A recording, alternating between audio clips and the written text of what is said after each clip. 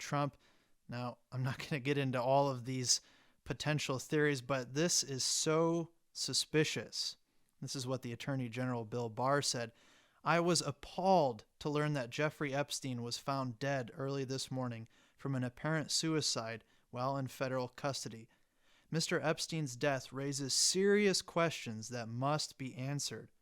In addition to the FBI's investigation, I have consulted with the Inspector General, who is opening an investigation into the circumstances of Mr. Epstein's death.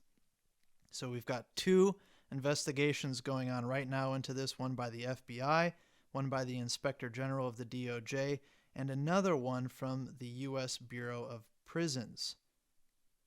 Now, the prison Epstein was in, that's run by the Department of Justice. This isn't a city prison or a state prison. And everyone's wondering, how was this allowed to happen? Epstein would bring a lot of high-profile people down with him. Mr. Stephen Flurry covered that in his show that we'll play for you a little later, about Bill Clinton flying on that plane with Epstein 27 times. And now we will never hear from Epstein. He'll never appear in a courtroom. He will never testify. And again, I'm not going to speculate, but how odd is this? And it'll be interesting to see what Barr's investigation uncovers. This was the day before Epstein's death on August 9th. This is from Reuters. Court releases documents related to financier Jeffrey Epstein. So this was, again, Friday, August 9th. It starts, a federal appeals court on Friday unsealed about 2,000 pages of documents related to Jeffrey Epstein, the U.S. financier facing charges of sex trafficking involving dozens of underage girls. And what's one of the findings within those 2,000 pages of documents?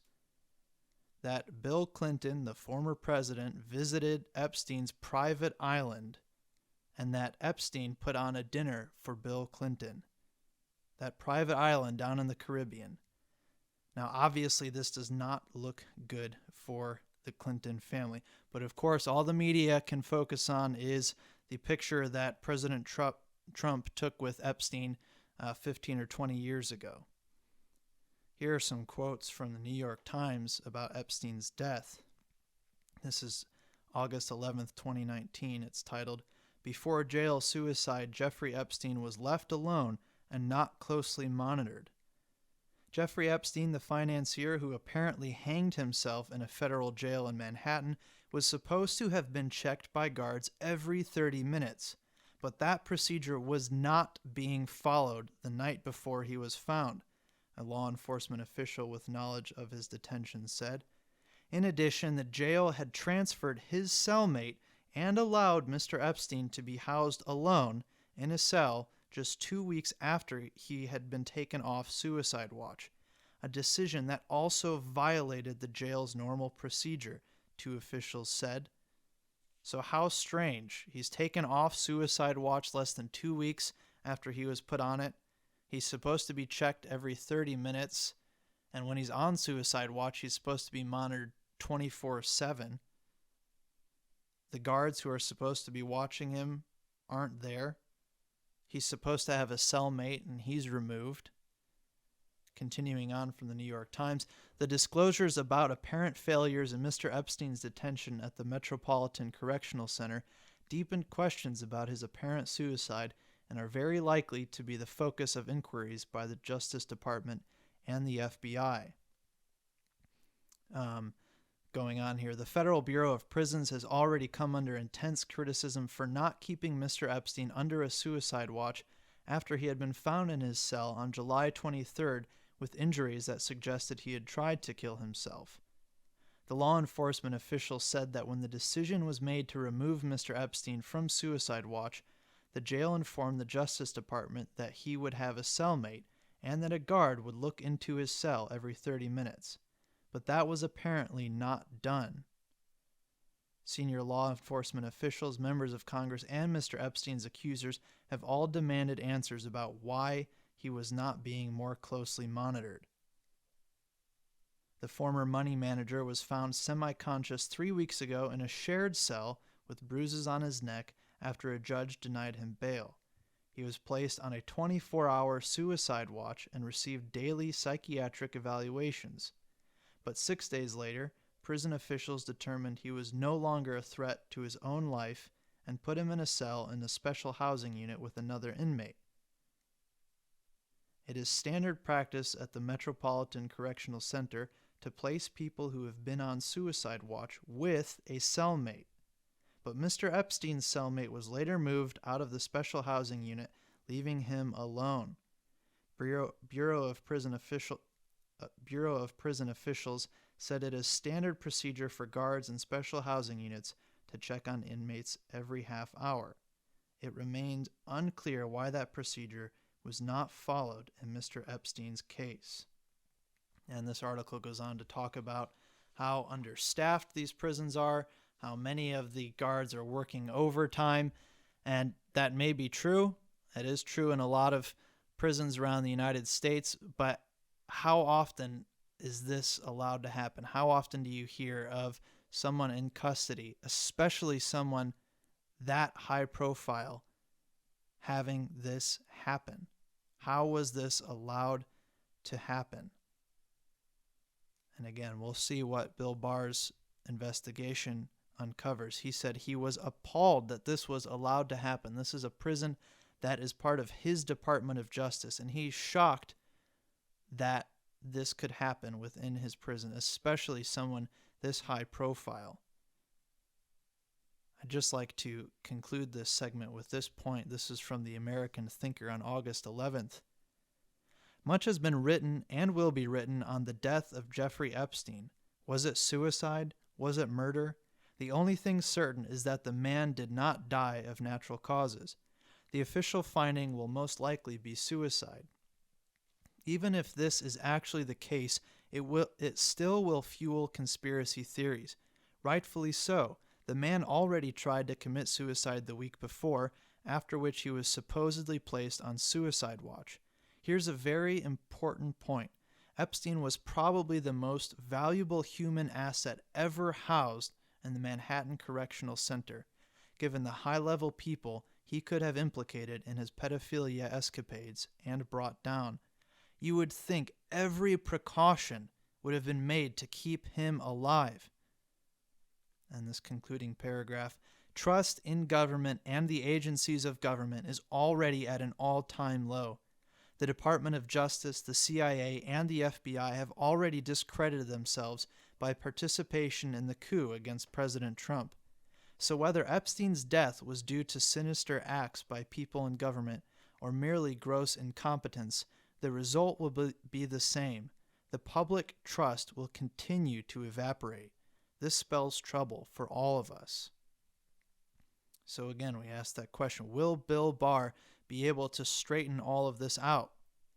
There's definitely something fishy going on here about his death and the timing of all of this. And we've spoken on this show a lot about America's two-tiered justice system, one for liberals and one for conservatives. And what Bill Barr is trying to establish is what we've always had, equality under the law. Stop treating one group or class of people different than another. So will this be straightened out? And just a side here about what Mr. Gerald Flurry has said about Bill Barr and President Trump's control of his own government, and this may give some indication as to how Barr's investigation of Epstein's death will turn out. Perhaps we will actually learn the truth. And I'd just like to read some quotes here from Mr. Gerald Flurry's latest Trumpet cover article, Can President Trump Get Control of His Own Divided Government? And here Mr. Flurry, he's talking about the members of the deep state coup that tried to overthrow President Trump. He says, the way these officials are evading their responsibilities and disdaining the law is extremely dangerous. It undermines the pillars of the rule of law and of freedom in this country. It is turning America into the sort of despotism that plagues dysfunctional nations all over the world. The media are supposed to help expose and constrain such abuses of power. And he goes on talking about how the media gave the Obama administration a free pass on so many of these things. Never called them out. You remember all those Obama officials saying how proud they were that all 8 years they were scandal-free. It's just a lie after lie after lie. Mr. Flurry goes on to say, the radical left, which is essentially a satanic attack on this land, has grown in power.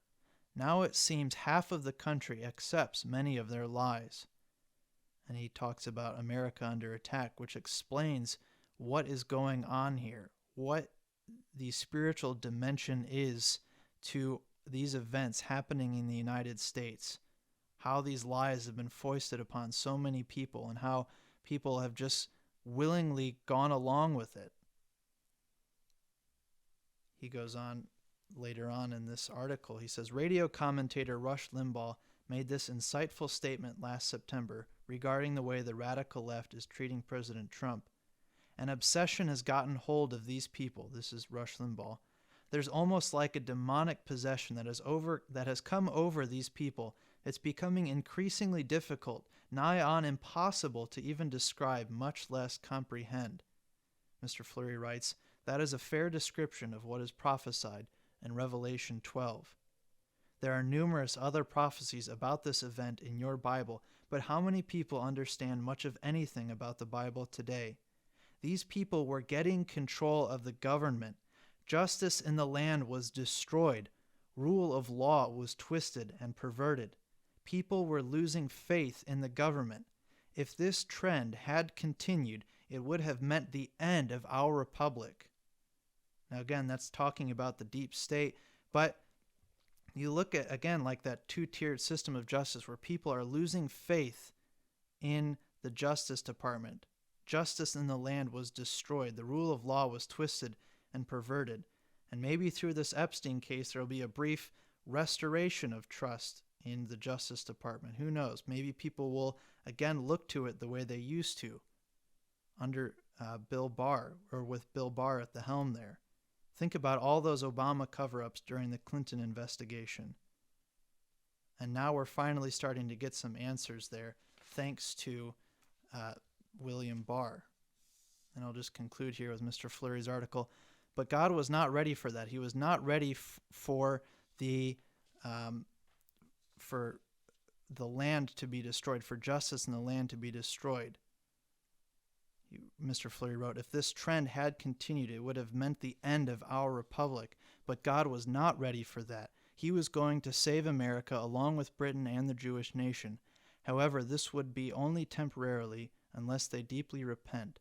There is no evidence this is going to happen. Some ancient history that is actually prophecy reveals what God did.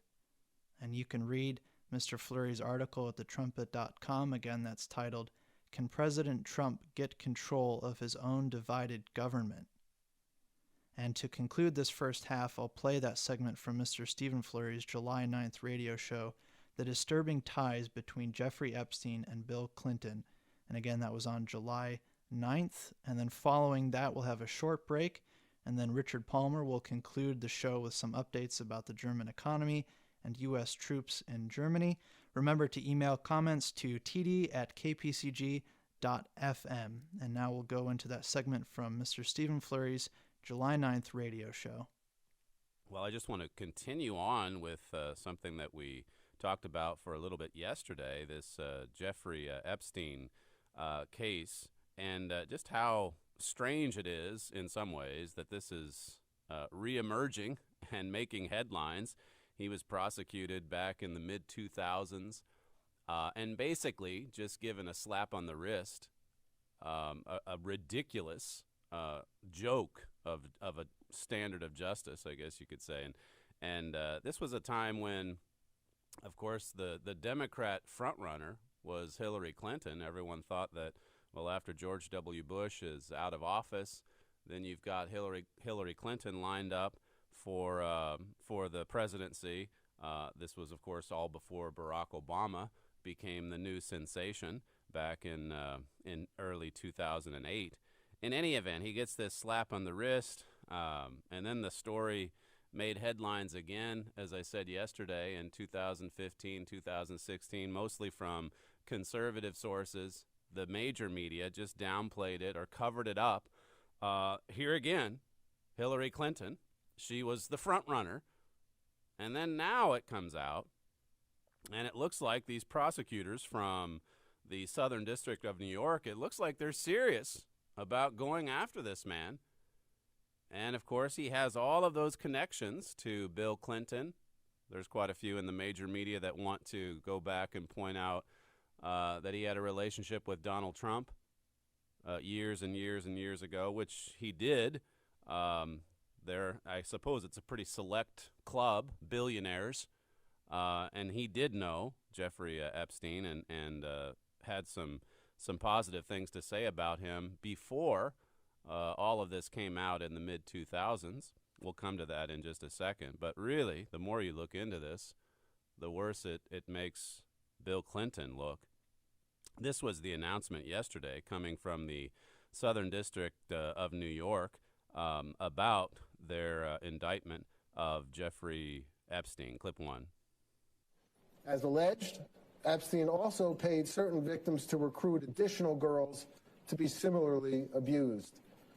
This allowed Epstein to create an ever-expanding web of new victims. This conduct, as alleged, went on for years, and it involved dozens of young girls, some as young as 14 years old at the time that they were allegedly abused. As alleged, Epstein was well aware that many of his victims were minors, and not surprisingly, many of the underage girls that Epstein allegedly victimized were particularly vulnerable to exploitation. The alleged behavior shocks the conscience, and while the charged conduct is from a number of years ago, it is still profoundly important to the many alleged victims, now young women. They deserve their day in court, and we are proud to be standing up for them by bringing this indictment. Combating sex trafficking and exploitation of children is a priority for this office and for the Department of Justice, as the sexual abuse of a minor can have devastating effects on victims, often lasting for years. That is why my office will not rest until perpetrators of these types of crimes are brought to justice. Victims' voices, including the many voices of Epstein's alleged victims, must be heard. That's a U.S. prosecutor from the Southern District of New York. Some interesting comments, to say the least, talking about crimes from a number of years ago. And it makes you wonder why now these crimes that shock the conscience, as he said, and he got a slap on the wrist back in 2005, 2006. So why now? Why go? The Southern District of New York, they've had it in for Donald Trump. So you wonder if something like that is motivating this, trying to maybe connect it to the president.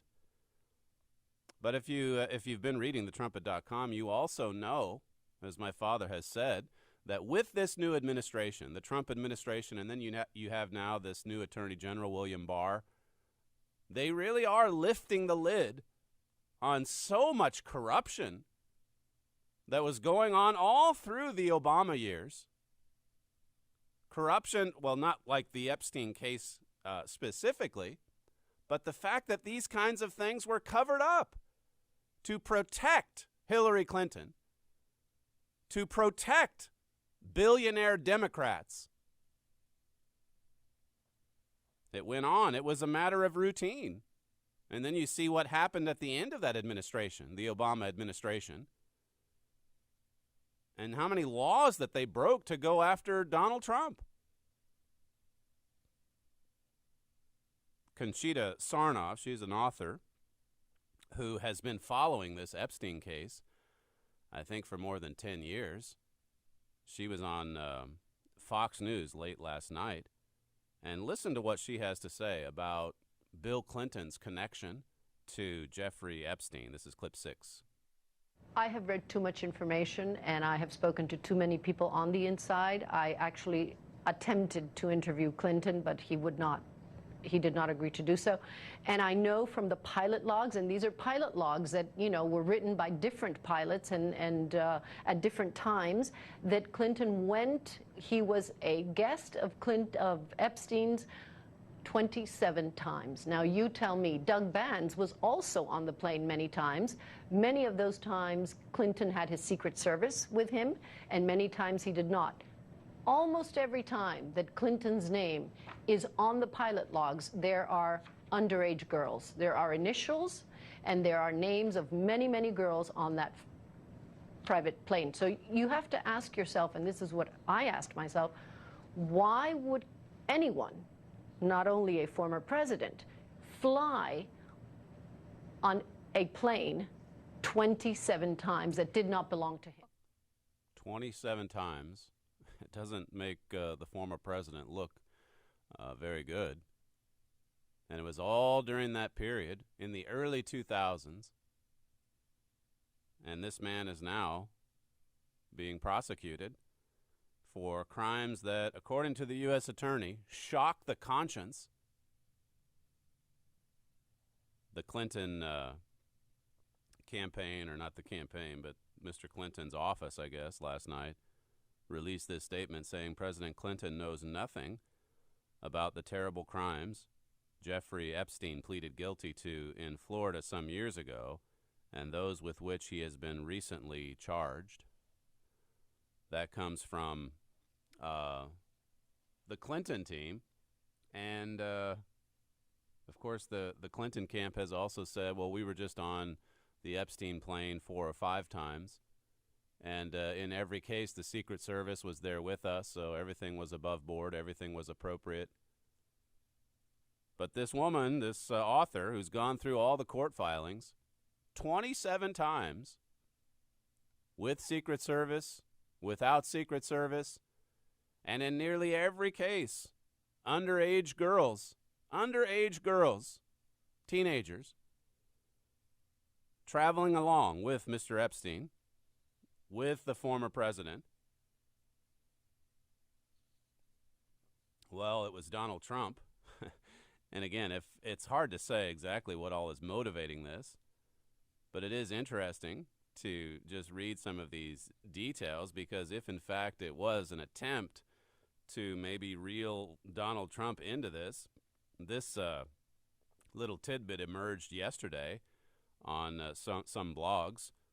This was back in 2016 when it was Sean Hannity who was asking Donald Trump about some of his opponents, Bill Clinton, Barack Obama, on the other side of the political fence. And this was an exchange that the two of them had regarding Bill Clinton. Clip 2.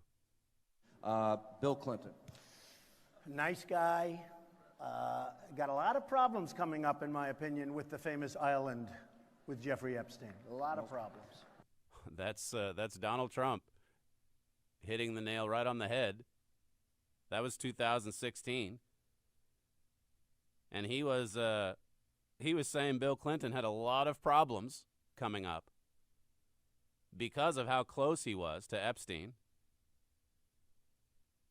The Daily Caller had a piece. Now, as I say, Donald Trump also had a good relationship with Epstein and even had some favorable comments to say about him many, many, many years ago.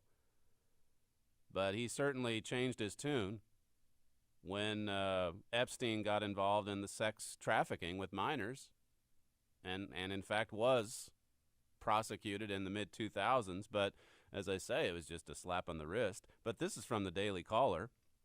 It says, Bradley Edwards, a lawyer who represented Jeffrey Epstein's victims, stated in court documents that Trump had barred Epstein from his Mar-a-Lago estate because Epstein sexually assaulted an underage girl at the club. And so once that happened, he barred him. According to these court filings, he barred him from his Mar-a-Lago estate in Florida. It says neither Trump nor Mar-a-Lago have confirmed that Epstein had been banned from the club. Court filings, it says further on, obtained by Fox News show that Clinton traveled on Epstein's private plane, the Lolita Express, 26 times. That author, she says it's 27. It says on some of those trips, Clinton allegedly left without his Secret Service. He left his Secret Service behind and was traveling all over the world on the so-called Lolita Express. And I won't get into the detail of why it was nicknamed that. It doesn't look so good. And here again, you think about all of these connections and these cover-ups. You know all about the email server, Hillary Clinton. Here again, in the mid-2000s, she was the front runner. And all of this is pretty much covered up. Epstein was given a slap on the wrist, still able to go to his office, go to work, even when he was supposedly in prison for 13 months. And then you come up to 2015, or the years even immediately before that, and all of those emails, tens of thousands of them, her own server set up in her basement, violating every kind of rule at the State Department, breaking laws, scrubbing the server, and all of that just carefully covered up by the FBI, by the DOJ. And then the attack on the Trump campaign, Spygate.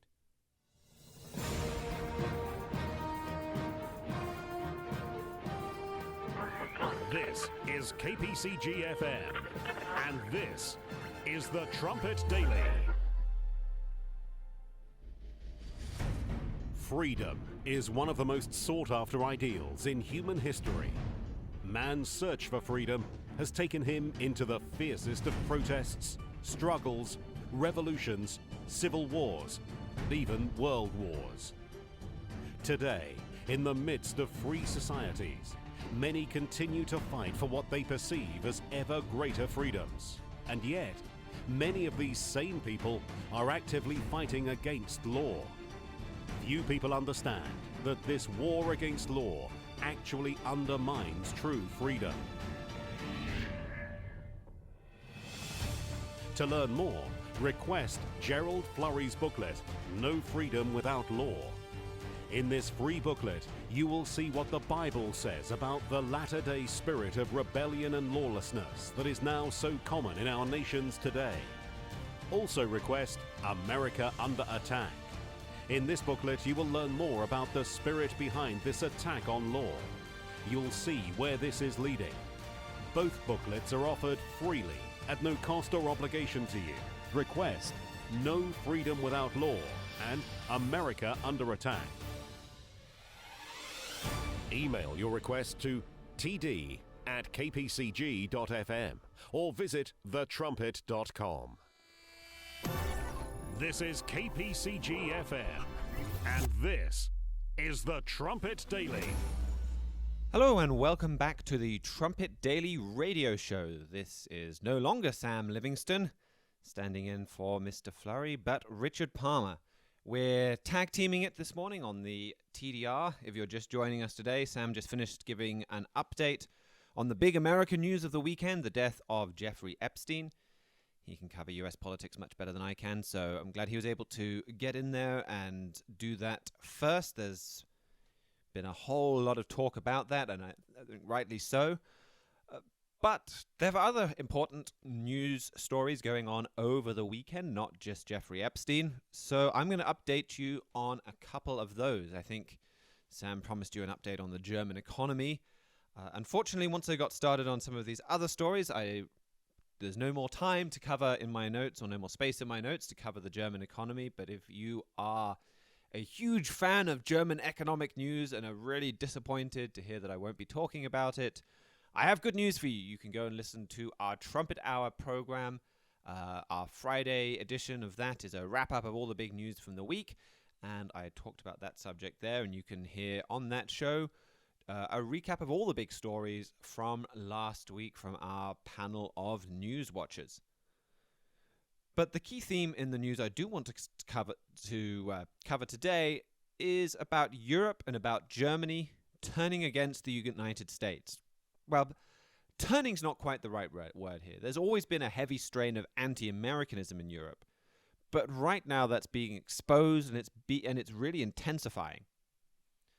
One story that we'll get into in a minute is the Pope basically said that Donald Trump is Hitler.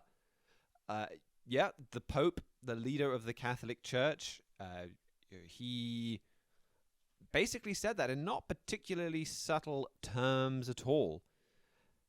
But first I want to talk about a story that got a little more attention even than that one. On Friday, the U.S. ambassador to Germany, Richard Grenell, he threatened to pull American troops out of Germany. The U.S. has a really big contingent of soldiers over there in Germany. I think there's about 50,000 personnel, most of them troops and then some civilian support staff there.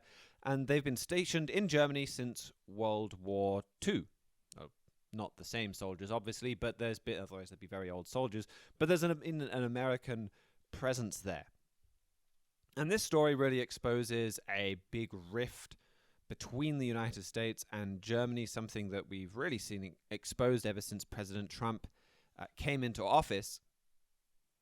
Because these soldiers, what they've done for most of the time isn't occupy Germany or keep Germany down or have any real role within Germany, but instead to defend Germany.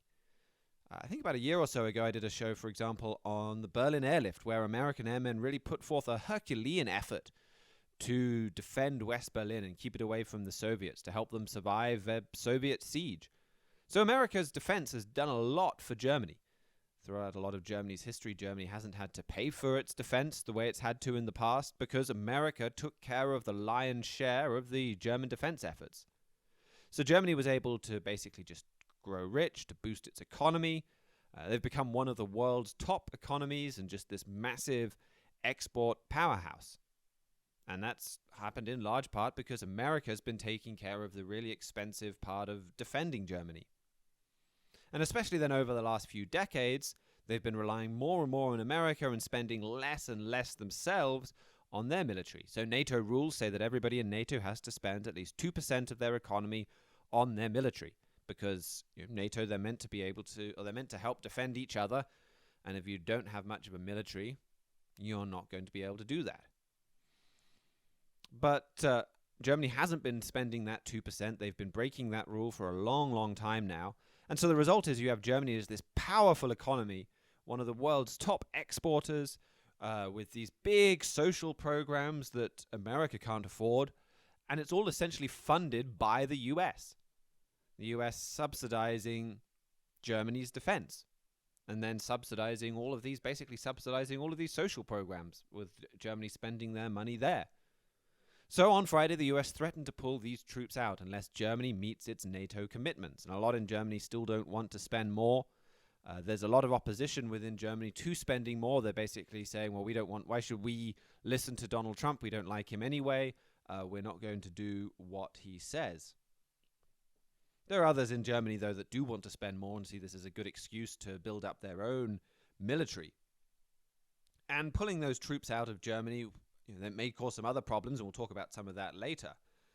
But as I said, this whole issue exposes this growing, or this major rift between the US and Germany, where America's done a whole lot for Germany's defense, and Germany has just basically exploited that, but then still been very anti-American and just been unwilling to do its share of the work. I mean, even if it were paying its 2% to NATO or paying 2% on its military, America would still be doing most of the defending Germany and still be meeting a huge part of the cost of that, but they're not even kind of meeting that bare minimum. But then there's that second story that I mentioned that comes from the Pope, where he didn't mention the US by name, but he gave some not very subtle hints, saying that Donald Trump is basically Hitler. He was condemning us first ideologies. Us first. Well, who is there around the world that says, well, us first? Well, Italy does. They have the Lega party there. They say Italia first. But of course, he knows that Donald Trump is there saying America first. So this comes from an interview he gave to La Stampa. They conducted the interview on last Tuesday, and then it was published, at least in their English edition, on Friday. And the Pope said, among a whole load of other things, he said, "I'm concerned because we hear speeches that resemble those of Hitler in 1934. Us first. We. These are frightening thoughts, he said.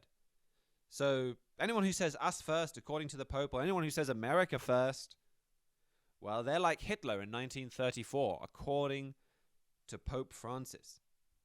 America magazine wrote, Pope Francis' remarks were read by observers in Rome as alluding also to the politics of U.S. President Donald Trump and his America First policies. So, well, like I said, he was talking about Europe as well when he made some of those statements, and some of those politicians in Europe that are bringing a similar message.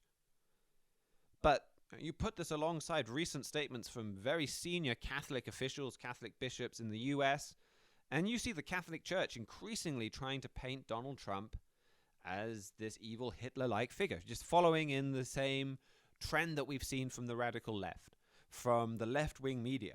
Now you've got, or increasingly you've got the Catholic Church and other religious leaders painting Donald Trump as a racist, as some kind of Hitler-like figure. So, for example, you had Washington's, the Archbishop of Washington, who came into office in May, Wilton Gregory. He's America's only black archbishop, and he came out a week or two ago saying that President Trump was diminishing our national life. He basically talked. He didn't come out and say directly President Trump is a racist, but that was the subtext of this long statement that he issued, where he talked about he's diminishing our national life, he's condemning black leaders, and he's sowing discord and division. That was basically the gist of what he was saying there. And then around the same time, you had a collection of different religious leaders in Baltimore, including the Catholic Archbishop William Barr. They put out a statement. So this was something signed to by the Catholic Archbishop over there in Baltimore, among others, and including the United Methodist Church, the Evangelical Lutheran Church in America. And this was after Donald Trump, he talked about Baltimore being a rat-infested dump and nobody would want to live there, and apparently saying this even though a lot of people on the left have said pretty much exactly the same thing. Apparently that is racist, and so these different churches, they said, or these different religious leaders, they said it was horrible, demeaning, and beneath the dignity of a political leader who should be encouraging us all to strive and work for a more civil, just, and compassionate society. They wrote, cities which bring together diverse races, languages, cultures, economic and social conditions are frequent targets for those who cannot or will not see their beauty through the eyes of God and in their inhabitants. To their detractors, cities are seen only through the lens of social evils such as poverty, crime, violence, and racism. To God, however, cities are seen primarily as vessels of hope, light of God's reign, and opportunities for living in blessed communities. So, as I say, they said that it was horrible, demeaning, and beneath the dignity of a political leader to make those statements that President Trump made. And again, kind of just joining in with this liberal push that we've seen so much of over the last week, trying to paint President Trump as some kind of racist. Just this lie that you've seen repeated again and again by all of those presidential candidates that Mr. Flurry talked about a few times last week, including on Friday, where they've just been saying again and again, well, President Trump, he's a white supremacist, he's a racist. And increasingly you're seeing Catholic and other religious leaders come on board with that. You had that perhaps most directly last week from the Catholic Archbishop Gustavo Garcia Silla of San Antonio, Texas. And he basically he really did come out. He told Donald Trump, stop hate and racism, starting with yourself. There were news stories last week saying, while other Catholic leaders have implied that President Trump is racist, this archbishop is the first to come out and actually say it. He also tweeted, he said, President, you are a poor man, a very weak man. Stop damaging people, please. He said, President, stop your hatred. People in the U.S. deserve better. He then followed that tweet up with, please stop racism. Please stop hate. Please be people of goodwill. Please stop fake prayer. You have caused too much damage already. You have destroyed people's lives. Stop, stop, stop.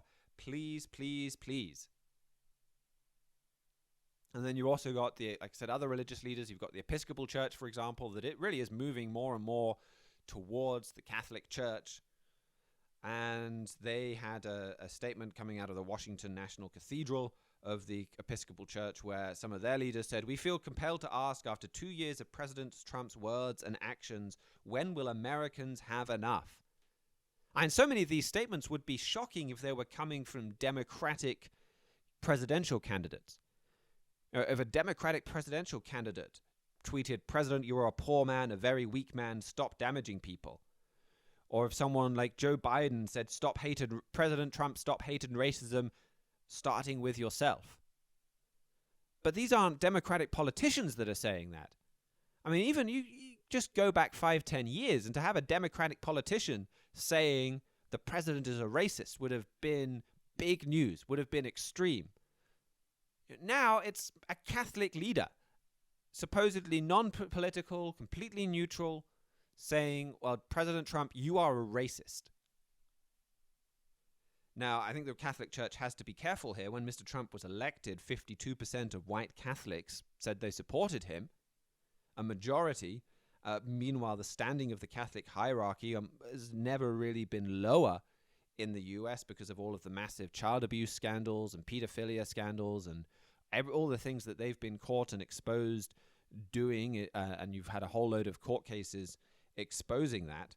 So I think they probably don't want to be too strong against him, and I think that's probably why this Archbishop Gustavo Garcia Silla of San Antonio, I think that's probably why he issued a sort of non-apology later and deleted those tweets.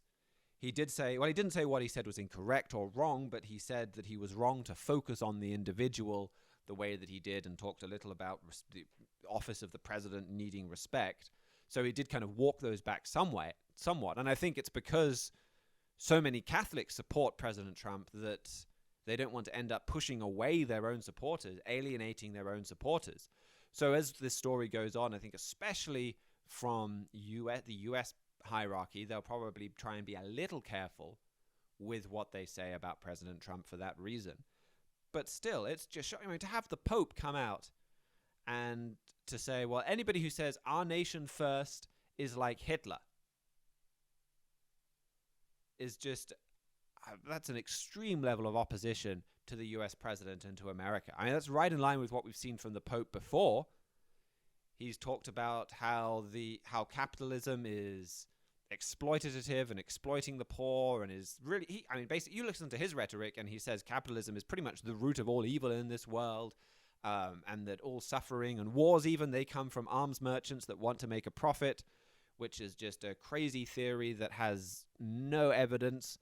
But anyway, that's exactly what he's been saying. The kind of things that you typically would just hear from radical left professors before now, and very rarely got any kind of mainstream exposure. He's been saying that. And of course, well, who's the number one capitalist country? It's the United States. And these have been, again, thinly veiled criticisms of the United States. But you're really seeing him step that up, I think, with some of his statements about President Trump and racism. And we've already seen the media in Europe take what the left-wing media in the US are saying about President Trump, amplify it, really run with it, and really use that to stir up anti-Americanism in Europe. If you just look at some of the covers that Spiegel, Europe's largest news magazine, have had, on Spiegel, they've portrayed President Donald Trump as a middle finger to Europe, as a terrorist, beheading Lady Liberty, as a subhuman ape. They've portrayed him as a baby riding a nuclear bomb, as a meteor about to destroy the planet, as a tsunami destroying Washington, D.C., as a golfer striking a flaming planet Earth. And you start to look at some of these covers and you get the impression they don't like President Trump very much. One Stern magazine cover showed, this is another prominent German news magazine, it showed Donald Trump as a Nazi. The Berlin Courier, another magazine, showed the whole world swearing at President Trump. One study found that Germany's public broadcaster ARD covers the German president more negatively than any other news source in the world, even than, say, CNN and some of these other stories, other news stories. So the media over in Europe, and especially in Germany, is just, you think that we're pounded with that message, or you're pounded with that message in the US from CNN and MSNBC saying President Trump is a racist, President Trump is a Nazi. President Trump is Adolf Hitler. It's even worse in Germany. That's what they're just being pounded with repeatedly. And now you have even the Pope coming out and implying President Trump is like Hitler. They're really stirring Europe against President Trump. And the left-wing media, they like to talk about complicity and conspiracies. And the left-wing media really is complicit in that. They, more than the European journalists, they should know the truth about what's happening in America. It's their country. They live there. The media in Europe should be reporting the truth as well. I don't want to let them off the hook, but the media in the U.S., they should know better. No wonder President Trump calls them enemies of the people. They're helping. They're playing a very direct role in stirring Europe again, or giving these European leaders ammunition. They're making it very easy for anybody that doesn't like the U.S. over in Europe to paint America as Nazi and Hitler's, because they can tell the German people, just look at CNN, just look at MSNBC, look what they're saying. And so you're just seeing a big change in what's going ahead in Europe. In the year 2000, 80% of Germans said they felt favorable about the US. Now that I think was a bit of a high point. It goes up and down, but 80%, but still that wasn't necessarily unusual. 80% saying they felt favorable by the US. By 2015, that number had fallen to 50%.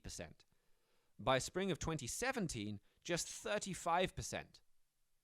And I haven't seen a more up-to-date figure of that. I imagine it would be even lower now. The same year, you had another poll saying that more Germans trusted Russia than the United States. And so you're seeing all of Europe really turning against the United States. Now, I could see some in America saying, well, so what? Europe and whose army? Europe's not particularly strong. They rely on America for defense. Who cares if they turn against America? And I think there are a couple of important reasons, or several important reasons to care. One is Europe is really economically a superpower already. They've got an economy that rivals, I think is even bigger by a whole load of different measurements than the United States. You've got Germany as this export powerhouse. You've got a country that does have lots of significant military capability. And if they bring that together, and they've got that already, that strong economic backbone that really is the foundation of military power, they could become military powerful very quickly. Yeah, they may not look all that powerful right now, but appearances can be deceiving, and that can change very fast. And the Pope is really pushing for unity as well. Going back to the same interview from last week, he said, Europe cannot and must not break apart. It is a historical, cultural, as well as geographical unity. The dream of the founding fathers, and by that he means the founding fathers of Europe, has substance, because it was an implementation of this unity. Now we must not lose this heritage. This unity is weakened over the years, partly because of administration problems and internal disagreements, but it must be saved. After the elections, and he means the European elections, I hope that the process to relaunch it begins and continues without interruption. So he's there pushing for European unity.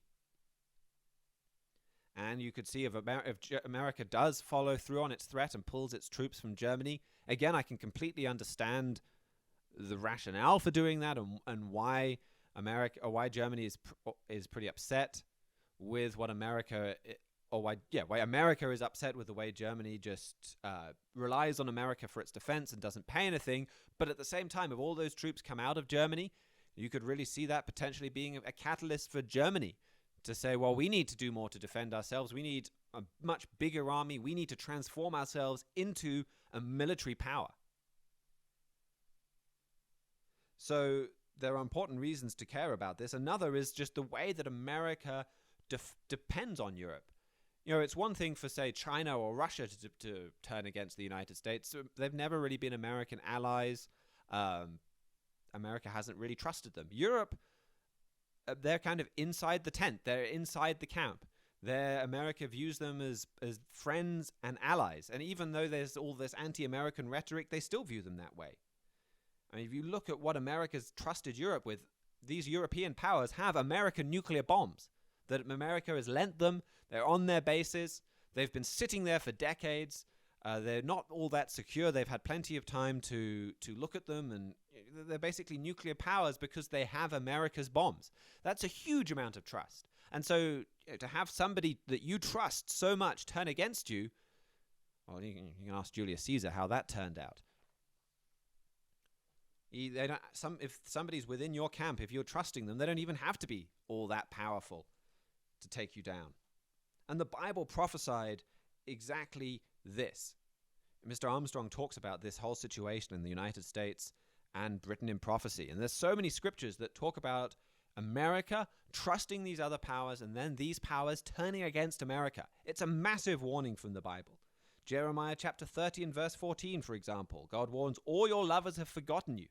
They seek you not. So America had these lovers, these people that they really trusted, and they turn against them. In Ezekiel 16 and verse 33, God says to America, they give gifts to all whores, but you give gifts to your lovers and hire them, that they may come on you for every side for your whoredoms. In America, well, they've given away nuclear bombs. They give away massive gifts to Europe. God says, all your lovers have forgotten you. They seek you not. But God says, I have wounded you with the wounds of an enemy. In Ezekiel 16, God says, I will gather all your lovers whom you take pleasure. I will even gather you round about against you. So these lovers are turning against America, these allies, this European ally that America's trusted. But God says he is behind it. And that's important to remember because these, like I said, these powers have the capability to really damage America. And the Bible says they will. But understanding that God is behind it is crucial to having hope as we see this unfold. God explains why in Ezekiel 23. In Ezekiel 23 and verse 35, he said that Israel, and that includes the descendants of biblical Israel, Britain and America, have forgotten me and cast me behind their back. Britain and America have cast God behind their back, rejected him. We've not trusted in God for protection, and we make up for that lack of protection by looking to foreign powers. America's foreign policy trusts in foreign nations, not in God. Mr. Armstrong talked about this. He quoted Matthew 22, where it talks about you shall love your God with all your heart and soul and mind. And he said in a World Tomorrow broadcast in the 1980s, we violated that as a nation. Now, I don't think we realize we're doing it. I think we sincerely think we've kidded ourselves into thinking that we are really relying on God. But then, we think that God is sort of a myth, and he's far off, Mr. Armstrong writes. Maybe he's not real. Maybe he couldn't really help us. So we must depend on something that is real. We must depend on something we can see. And so now we're so afraid of Russia that the United States government feels like it must take what we call a calculated risk and try to build up Germany and Central Europe against Russia. So America's not wanted to depend on God. They're depending on the United States. But the only way Britain, the only way America can really prosper is by relying on God. That's the only way our nations can have long-term success. And God wants them to have long-term success. God wants us to have long-term success beyond anything that we can conceive or imagine. And so that's why he's using our allies and this trust in our allies from both Britain and America to punish us. He's behind them turning against Britain and America. He is allowing this hatred of America to build up in Europe. He's going to use that to correct America. And then once Britain and America, that we've learned this lesson, when we've learned to trust God, that is going to lead to unparalleled blessings. And you can read much more about that in our free book, The United States and Britain in Prophecy. Go to our website, thetrumpet.com. We're more than happy to send you a free print copy of that book. That is the book that really gives you the foundation you need to understand world events, to really know what's happening in this world. It brings the Bible alive. It makes it so clear that it is a now book, a book for right now, a book for this world, a book for your life right now, a book to help you have hope in world events, a book that shows you that the Bible applies today.